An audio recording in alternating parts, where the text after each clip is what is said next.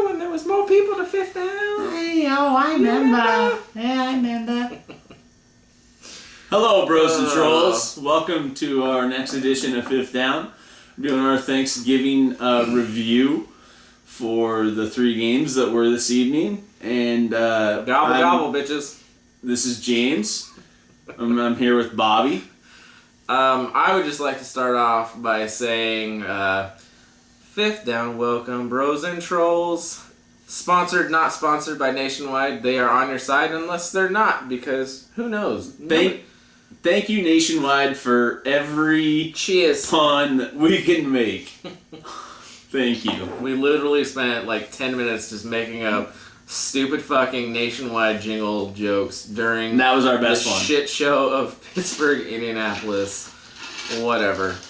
Let's start off strong, and by strong I mean with the D. Minnesota at Detroit. All we saw was some defense, as we predicted. I didn't predict it as closely as James, but whatever, it doesn't matter. I had that game locked. It was a defensive struggle. He had it right. I think it was closer in the score, but whatever. They covered the spread, and I didn't predict that, but they did. The spread was 2.5. I remember looking at that. I thought it was 3.5. It was 2.5. So they did cover the spread. Yeah. My bad. So we were expecting a ton of turnovers and kind of a balanced defensive match, but Detroit managed to not have a turnover in the entire game against a stout Minnesota defense. And the turnover was the difference in the game. That fumble and the recovery and the field goal was the difference. That was an interception. No, it was a fumble. I don't was remember. it an interception? I'm pretty sure Bradford threw an interception. And they tried to fumble. Yeah, you're right. Yeah, it was a terrible throw. He threw it behind his receiver, and the defensive guy jumped in front of it. It was the game that was the difference. So, if we're going to talk about anything player-wise, Anquan Bolden, he's still a thing. 36 years old. 36 years old, and he's clutch. He's ageless. Comes up with the big plays, clutch. man. He has done this since he's been, in Arizona, doing it with Fitzgerald. He moved on to the Niners. Like it didn't matter. He's always been a clutch receiver. He doesn't have the foot speed that he did before. He still finds a way. He's that receiver. I mean, outside of him, I don't really remember anything from the other receivers like Tate, Marvin Jones. They didn't really show up. Their offense didn't show up at all. It was all about the defense in that game. All about that D.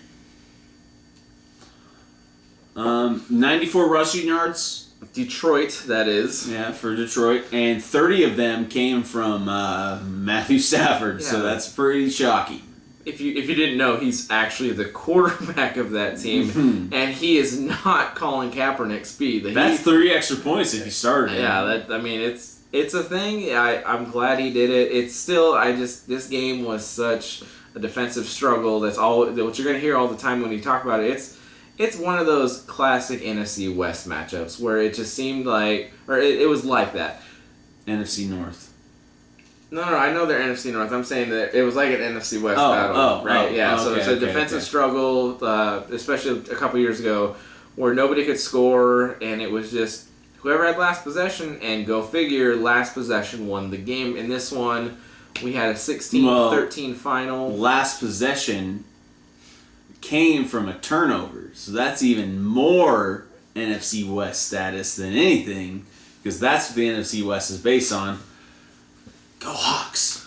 I will say I don't have anything to really speak of on the Minnesota side other than Matt Asiata vultured yet another touchdown.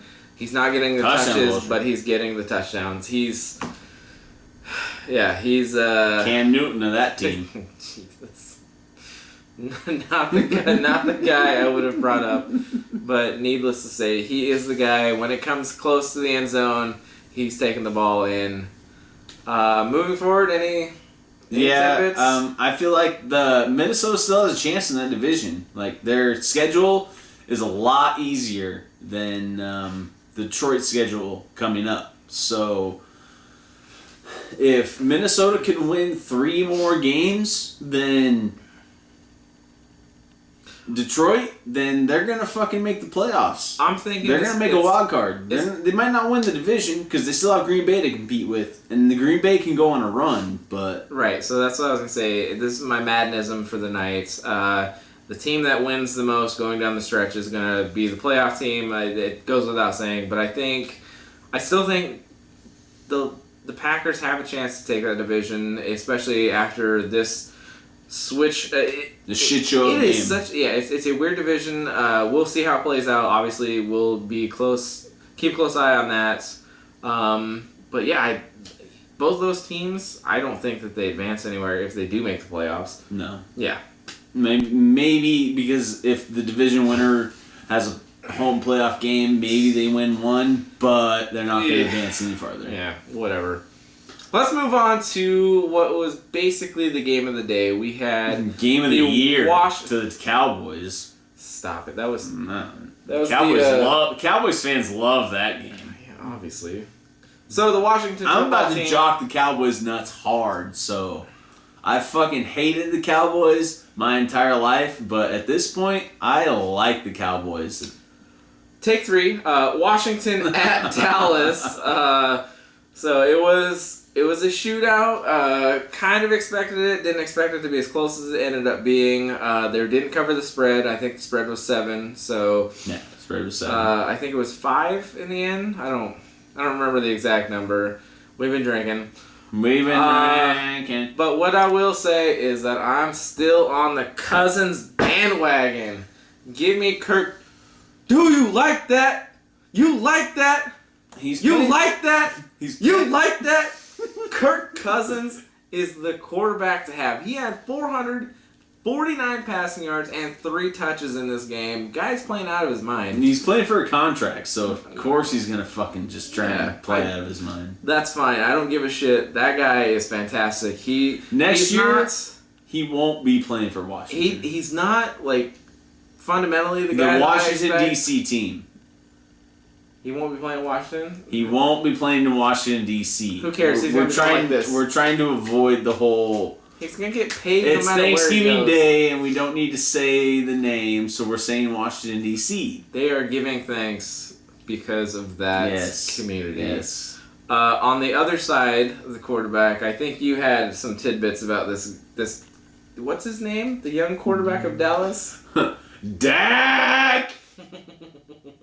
I love this guy. To be honest with you, I fucking hate the Cowboys, but Dak, at this point in his even in his short young career, in this short season, he's the fucking man.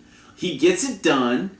He makes the smart throws. He's not trying to force it like Romo, and he's got a fucking running back behind him that he can just hand it off to and be like, hey, you take the ball. You take the ball 40 times a game, and I only have to fucking throw it 15, 20 times. So it's something that Romo's never had in his career, and maybe if Romo was there, it would be different. But if you're on a fucking 10-game win streak and something that your entire franchise has never had, you're rolling with it. You don't pull the plug on that. That's for sure. No. So the weird stat that you had was he had an 18-yard rush tonight with a solid stiff arm where he pushed the guy out of the way. Oh, fucking Marshawn Lynch-esque stiff arm. But it actually happens to be the longest rush of his career. Yeah. But it also was the most rushing yards he's had for the season to this point. He doubled that just with that single run. And I think you said something about how he brings a different component than Tony Romo does. Man, in that. He brings the dual threat. He brings the dual threat aspect to that position. Like, when defenses are facing the Cowboys with Romo at quarterback, they're teeing off. They're trying to hurt him. They're trying to get him out of the game. And with Dak, they can't because they have to fucking guard Zeke. They have to defend him. So they can't rely on 2 or 3 running backs guarding the quarterback. They have to guard Grod. Yeah. they gotta guard the fucking running back. So those play action fakes, those bootlegs, they work more with Dak at quarterback than they do with Romo at quarterback. I think the big thing with this team is if Dak can get the long, down the field throws, if he can make those happen more frequently and more accurately, I think there is no limit to what the Cowboys can do offensively. Defensively, obviously a different story because they gave up all the yards to the Redskins. Play a legit team. That's neither here nor there. I mean, it's not a big deal, but one of the big surprises... We'll see you in the playoffs. One of the big surprises of the night was Terrence Williams. I know I had mentioned him... Huge surprise. Again, I mentioned him as this, someone you could look at, like, is he going to do something? I wasn't entirely sure, but... That tiptoe play? Are you kidding me? Toe tap. Who does that? It was fantastic. Who does that? Great catch. Fucking greatest catch of the year, I think. Really. And then, on the same side of the ball, we had Dez, who didn't have a bad game. I mean, it wasn't great. He didn't have a touchdown. He didn't have a huge amount of yards, but he was a decoy. Really, he made Josh Norman look like a bitch, and if you can cover up Josh Norman and make everybody else cover everybody else, then you're gonna have a great game. Because Josh Norman, that's all he is this. Yeah, as their couple fights indicated, they were going back and forth. It was actually kind of fun to watch that. When they're shaking hands at the end of the game, Josh Norman turn doesn't that shit down, turn it off. We're done with the game. I get the competitive nature, but seriously, you're fucking adults. Act like it. Little bit off the field. Norman doesn't have the defense that he had in Charlotte. Charlotte, North Carolina. I know. They're still the Carolina Panthers, not the Charlotte Panthers. Charlotte, North Carolina. That's where Raw's going to be at this week. Shout out, WWE. So, yeah. they're not going to have... the shit out of that. They're not going to make it. They're not going to have the same defense. Just because you can cover one guy and not cover anybody else, it's not going to fucking mean anything because if everybody else can pick you apart. So, with that said, I mean, there was Jackin and John between those two, but the real highlight that I saw tonight was Deshaun Jackson starting to taunt, he's like, I got this. He's like, oh. And then someone starts running, he's like, oh, fuck. Oh, I gotta run. I actually gotta run. Let me get in the end zone real quick. Guy is stupid fast, and the defender on that play, bit on a non-fake. Rookie. He was a rookie. Yeah, so Jackson just starts running, normal fade route, and the rook kind of breaks as if it's an out route and just leaves Deshaun 10 yards up the field, which is more than Deshaun Jackson needs. The taunting, I loved it. I mean, whatever. I was hoping he'd do the fall in the end zone like he did against... The hold my nuts, Marshawn Lynch status? Something like that. It would have been fantastic. But with the Hold my dick, actually. With the HMD. With the Redskins, we had their coaching blunders. You mentioned a couple things about how before the half, Gruden, why not go for the touchdown on fourth down and then try to go for the 2-point in the third quarter?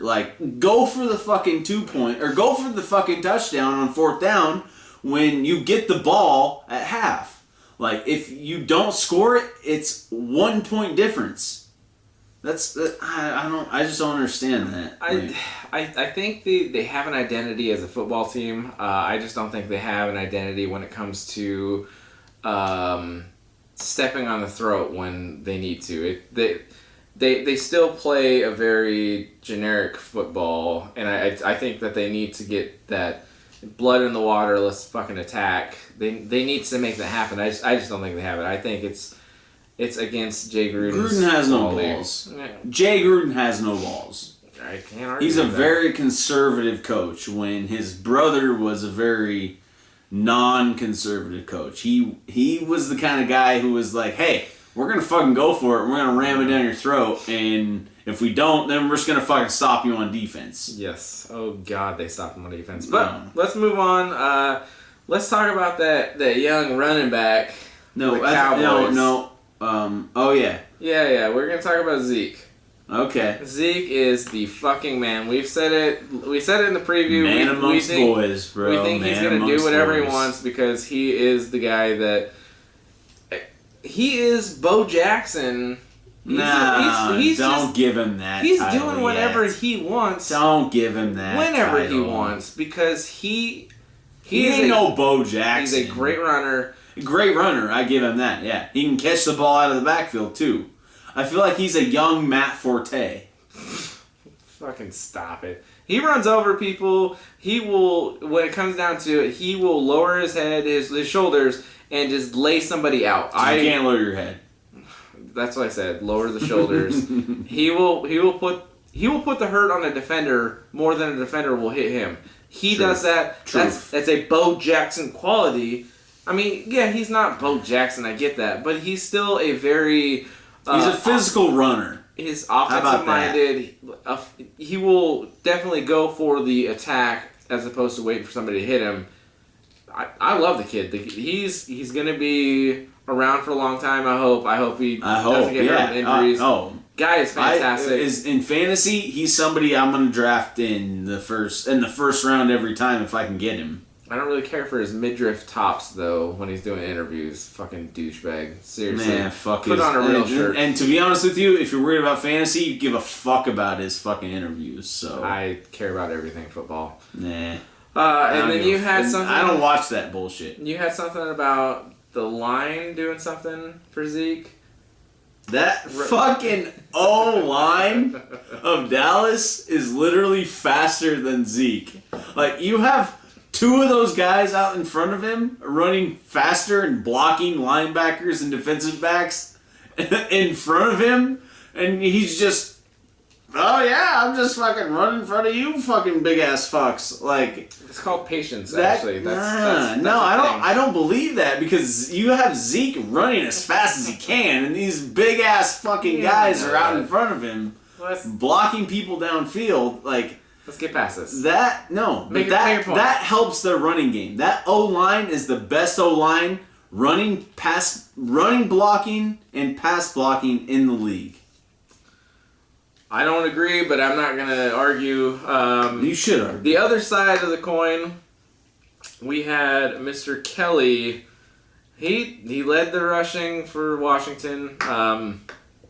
Didn't do much, but they were behind for most of the game. I don't think it's indicative of how they feel about him as a runner. It was just a bad game for them. Not really a big deal in my mind. Like, fantasy owners are like, shit, he scored 3 touchdowns and then he does this shit. You know, whatever, who cares? I just wanted to keep it a side note. Also, we have the Washington tight ends. They did all right. I feel like he has more of a built-up energy about this. Talk to me about Jordan Reed and Vernon Davis. The Washington tight ends, they actually showed up today. Like, they were a dual threat. Like, you couldn't guard both of them. Like, you had to either pick one, and then Cousins was throwing it to the other. And Reed had two touchdowns? 2 touches. 2 touchdowns. And Vernon Davis had pretty much a touchdown. But it was... it was close. He was stopped at like the 1 or 2. He was stopped on the goal line. Within the 5. So, like, you can't guard any of those guys, really. But...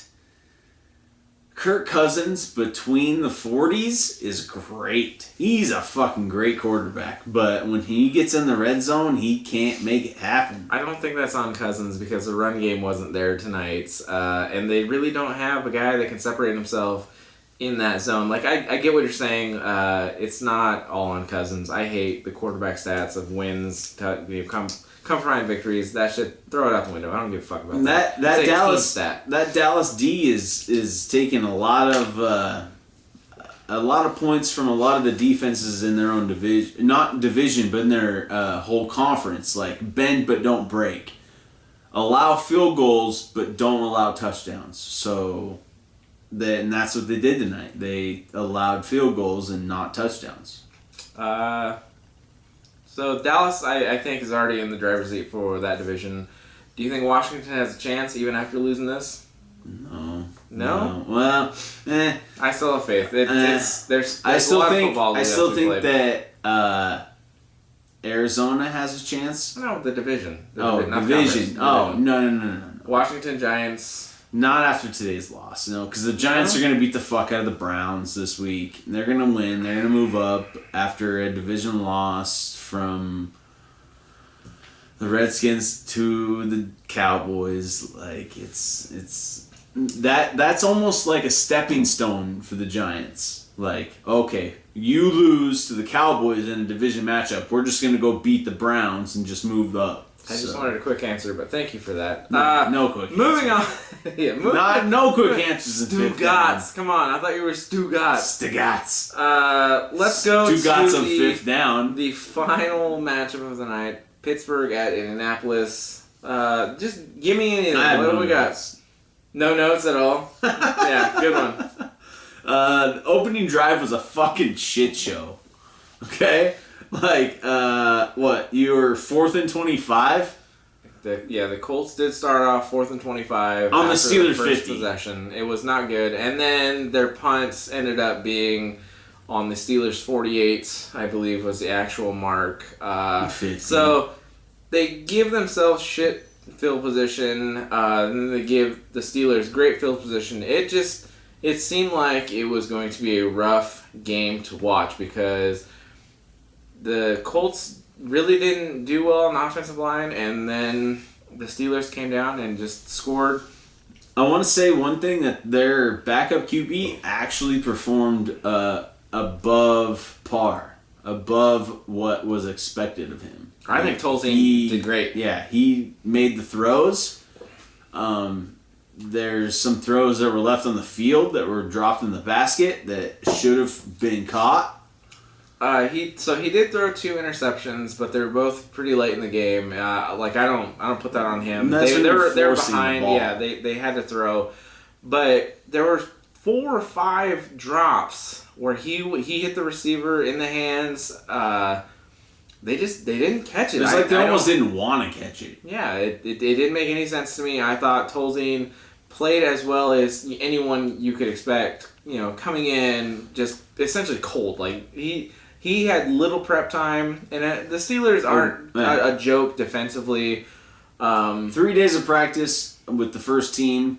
Yeah, that's pretty good. Yeah, I think he went above and beyond where anyone thought he could have been at this point in the week. So, I mean, hats off to Tolzien. I'm sorry your receivers just can't catch the ball.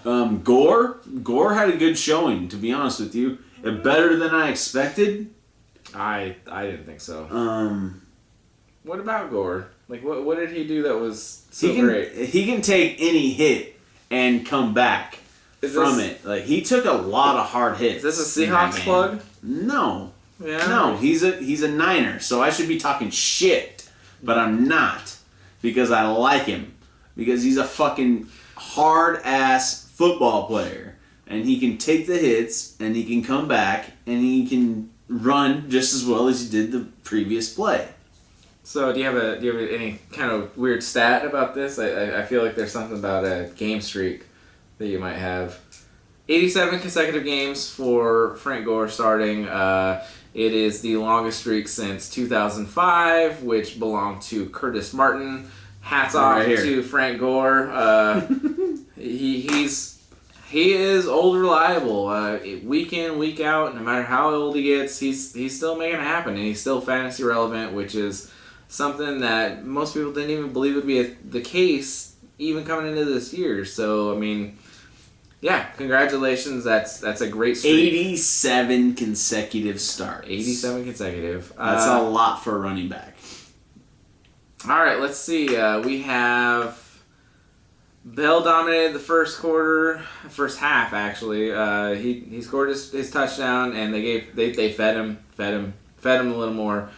But when it came to the Steeler offense, it was Big Ben and Antonio! I love that guy. Oh, not the O. Something like that. So Antonio Brown crushed it. Had 3 touchdowns. He and Ben are firing on all cylinders. It's tough to think of how you can beat those guys because they're on such similar wavelengths. It's hard to say one way or another. Vinatieri. We can get to Vinatieri after a little bit. I think the Steelers' offense is still going to be something hard to vote against, especially if you have Eli Rogers or Sammy Coates. Especially in that division. They didn't show up. Are you kidding me? They didn't show up this week. You're starting whatever. any starter Steelers, they're going to be starting. Start them week in, week out. You can't go against Big Ben. Brown, Bell, Ben. Yeah, those three you can't ever sit. No. There's no reason to unless they get hurt, which is not going to happen. Crossing our fingers. One of us had mentioned Ladarius Green, the other mentioned Jesse James. One of those players showed up, the other did not. Ladarius crushed it. He didn't get in the end zone because that all went to Antonio, but it was still a dominant effort from the Steelers' point of view. Truth. So let's see what we have. We noticed that the Steelers didn't really go for two. Can we talk about the whole James Harrison? Sure. You don't want to mention the thing about how the Rooneys came down and were like, hey. That's the first thing we want to talk about. Hey, so Tomlin was just going for two for days last week. He was just going for two. So it seems like that the ownership or even the GM, at that point, was like, hey, maybe you should start kicking field goals instead of going for two every time, and we might fucking win the game. Worked out for them this time. That's exactly what they kind of dominated, but whatever. Let's see, what else we got on the board? Gore. We got Vinatieri. You want to talk Vinatieri? No, I want to talk about the James Harrison concussion protocol. Yeah. Okay. From his own team. His own teammate hit him in the fucking head. It's almost like the whole Kuechly thing from last week.